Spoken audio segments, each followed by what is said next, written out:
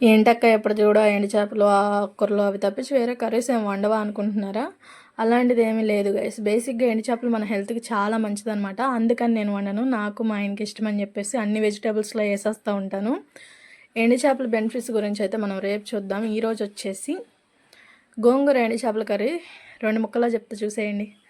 గోంగూర, టమాటా, ఉల్లిపాయ, పచ్చిమిర్చి అన్నీ సన్నగా తరిగి పక్కన పెట్టేసుకొని, ఎండు చేపలు శుభ్రంగా కడిగి పక్కన పెట్టేసుకొని, ఒక బాండీలో కాస్త ఆయిల్ వేసి ఎండు చేపలు దోరగా ఏపి పక్కన పెట్టేసుకోండి. అదే బాండీలో ఇంకాస్త ఆయిల్ యాడ్ చేసుకొని వెజిటేబుల్స్ అన్నీ 1 బై 1 వేసుకొని మగ్గించేసుకోండి. గోంగూర వేసిన తర్వాత కాస్త ఉప్పు, పసుపు వేసి మగ్గించుకోండి. దాంట్లో 4 రెబ్బలు చింతపండు వేసుకోండి. అది కూడా మగ్గిన తర్వాత మీ రుచికి తగ్గట్టుగా ఉప్పు, కారం యాడ్ చేసుకొని కారం కాస్త వేగేదాకుండి.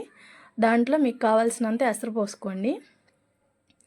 కూర చక్కగా ఉడికేటప్పుడు వేయించి పక్కన పెట్టుకుని ఎండు చేప ముక్కలు ఉంటాయి కదా, అవి కూడా యాడ్ చేసుకోండి.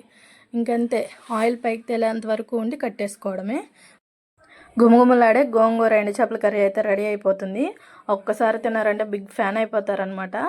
మీరు కనుక ఒకవేళ ఈ కర్రీ చేసుకోవాలనుకుంటే వీడియో చూసి చేసుకోండి. నా మాటల మీద నమ్మకం ఉంచొద్దు. మీకు అర్థమైందో లేదో అయితే నాకు తెలీదు.